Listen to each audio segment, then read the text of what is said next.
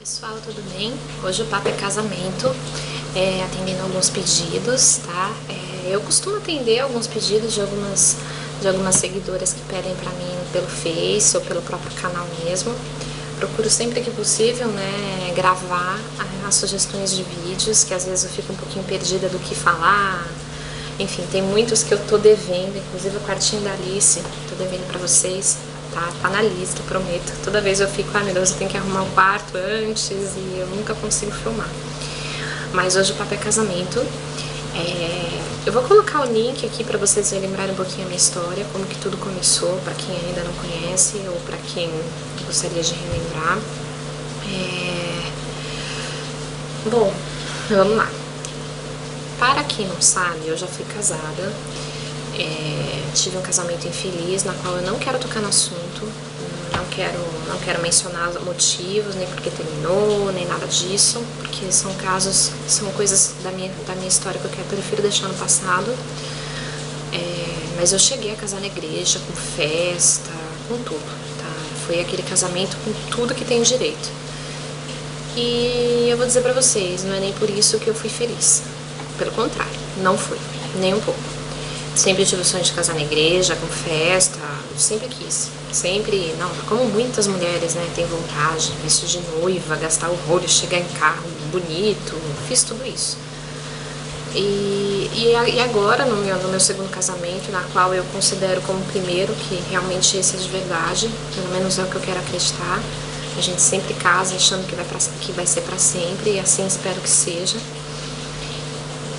O meu casamento agora, o segundo, ele foi mais simples, mesmo porque somos de religiões diferentes, e por eu ter sido divorciada, eu não poderia casar em igreja católica como eu casei da primeira vez, e também não faz sentido casar em igreja católica, sendo que eu sou espírita kardecista e meu marido cristão protestante. Somos de religiões completamente diferentes, então não poderíamos casar só para dizer que iríamos casar na igreja, não fazia sentido. E estava um pouquinho fora de cogitação fazermos um casamento daqueles grandes, em sítio, em, sei lá, lugares assim, porque era muito caro e a gente não estava podendo assim no momento, né? Então tivemos que fazer uma coisa mais simples. Então, para quem não sabe, a primeira coisa que a gente tem que fazer é da entrada no cartório, na papelada do cartório, e aquele papel ele tem validade, tá? Se eu não me engano são 3 meses, se eu não me engano, é importante vocês sempre perguntarem. Então, no dia que vocês vão dar entrada, tem que levar alguns documentos, na qual é para vocês sempre se informarem antes. E no dia que vocês dão entrada, vocês já tem que marcar a data. Então, já tem que ir com uma data disponível, assim, uma coisa assim em mente. Geralmente é de manhã, o cartório só trabalha de manhã. Para quem quiser casar de sábado, como a maioria gosta de fazer, tem que ser no sábado de manhã. Então, geralmente não. Até onde eu sei, tem que casar próximo da residência da noiva ou do noivo. No meu caso foi da minha antiga residência em São Paulo, com meus pais, porque meu marido morava no Rio e eu em São Paulo, então iríamos casar em São Paulo, então teve que ser num cartório próximo da casa dos meus pais, na Lapa, né, que eu morava na Lapa. Então casamos, né, naquele cartório, marcamos a data. Então não tivemos muita opção de data, mesmo porque na época ele estava trabalhando à noite, 15 dias à noite, 15 dias de manhã, então só tinha 2 datas disponíveis e acabou coincidindo com a data de aniversário da minha sobrinha, na qual deu uma encrenca enorme, que também é outro assunto que eu não prefiro não comentar.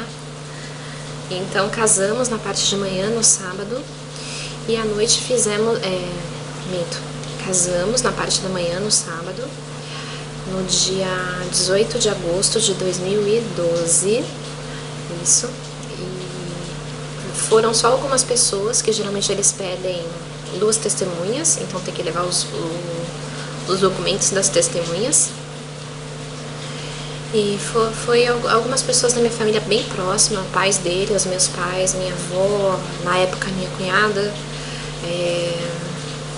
meu tio, que foi um dos padrinhos, ou melhor, testemunha, e só. Foi um casamento super simples, mas tivemos sorte porque o juiz era uma pessoa muito fofa, ele fez com que aquilo fosse muito especial, ele falou de Deus, ele falou palavras muito bonitas, foi muito legal.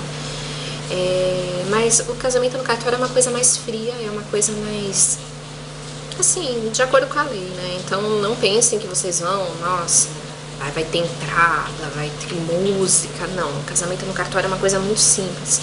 A não ser que vocês queiram fazer o casamento cartório, do cartório junto com o religioso. Aí já é outra coisa, né? Dá pra fazer. Só que aí tem que pagar a taxa de locomoção do juiz, o que não é nada barato. Na época era coisa de R$800, R$1.000, é uma coisa assim. Então a gente optou por casar realmente no cartório, que a taxa já é uma coisa alta, 200 e alguma coisa. Casamos no cartório mesmo e fomos na churrascaria à tarde e à noite fizemos uma comemoração simples na casa dos meus pais.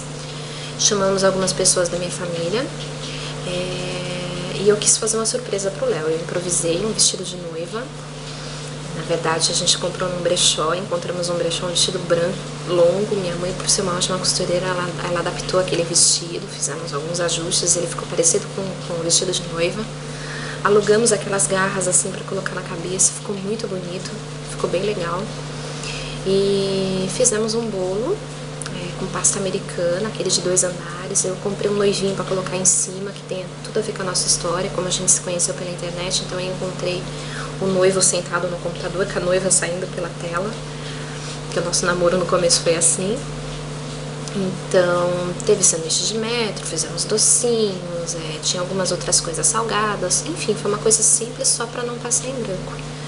E aí eu pedi para uma grande amiga minha gravar um CD com músicas que tinha tudo a ver com o nosso namoro.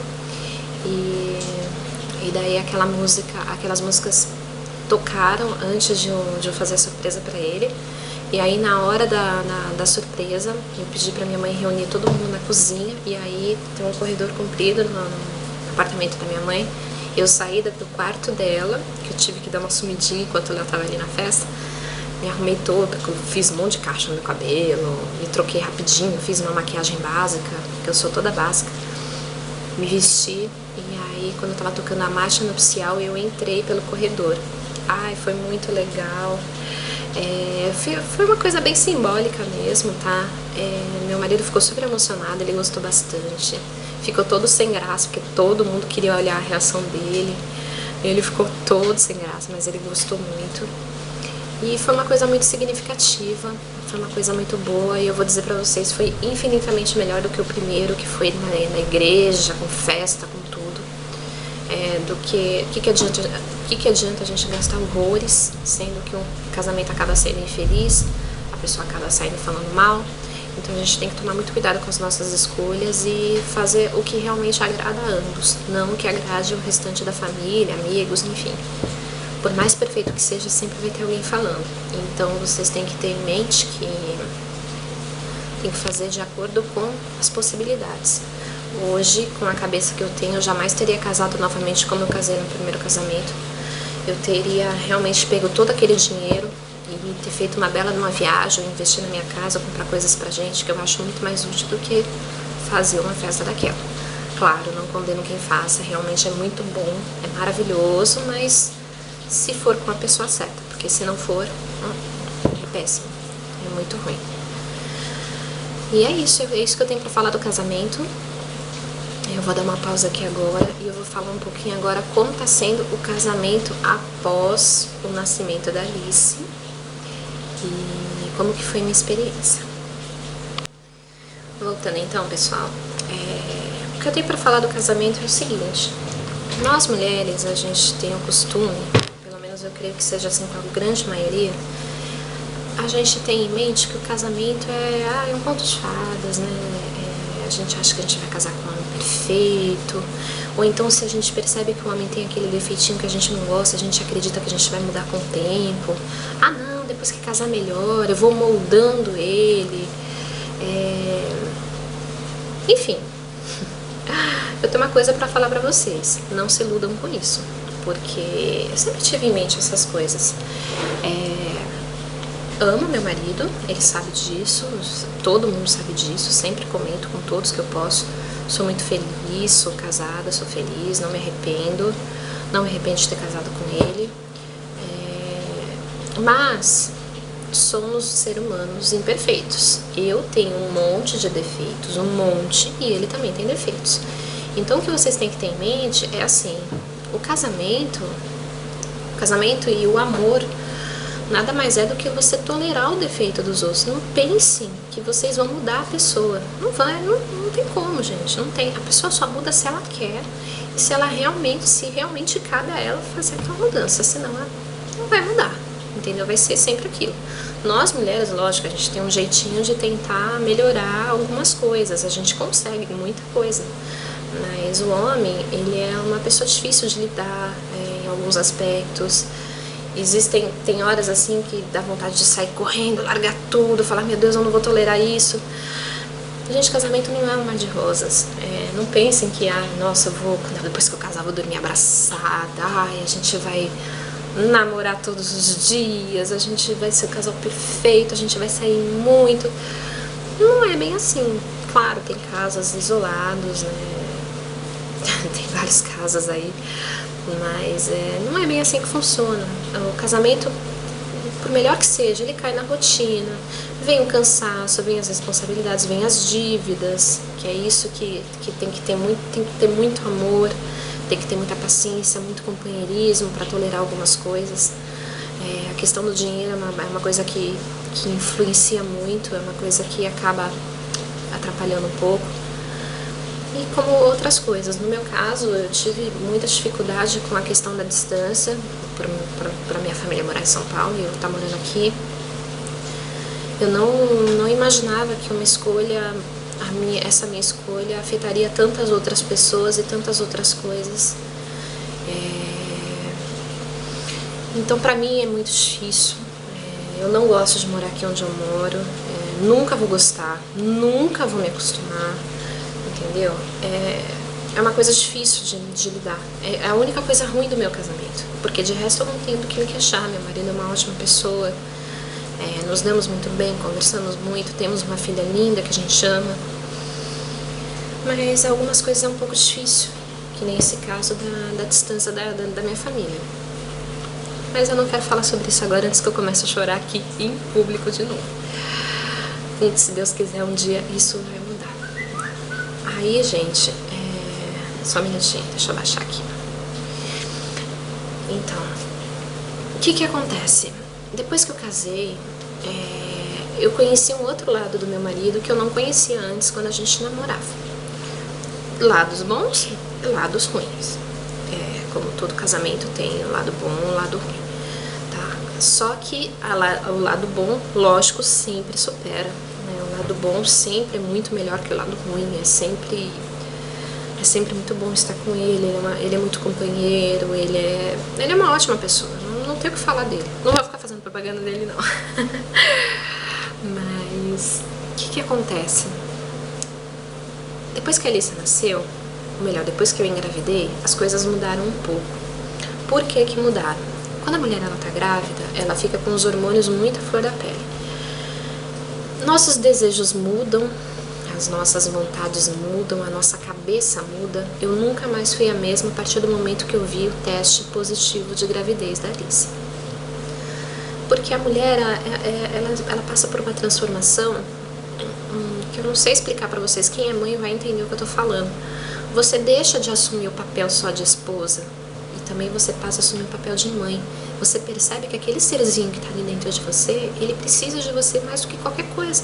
Então você pensa mil vezes antes de tomar qualquer atitude, antes de fazer qualquer coisa. Então você vive pro filho ou pra filha, no meu caso, pra minha filha.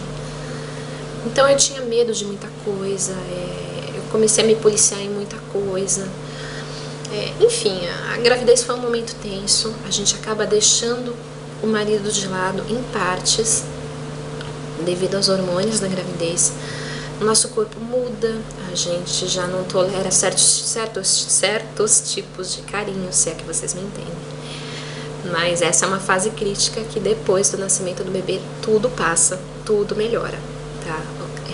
Por isso que eu falo, gente, casamento bebê não segura casamento. Tem que ter muito amor, tem que ter muito companheirismo. Meu marido, ele foi maravilhoso comigo nesse ponto, ele sempre entendeu o meu lado. Tô ficando sem ar.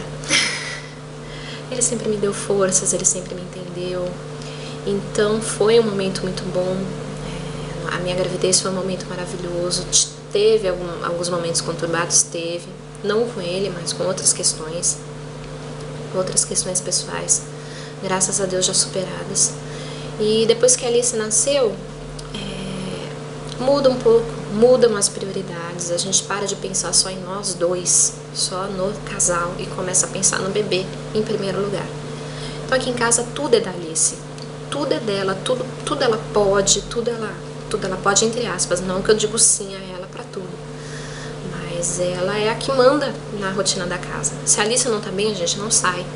Se a Alice tá doente, vamos focar só na Alice. Tem divergência de opiniões, de religiões, de tudo.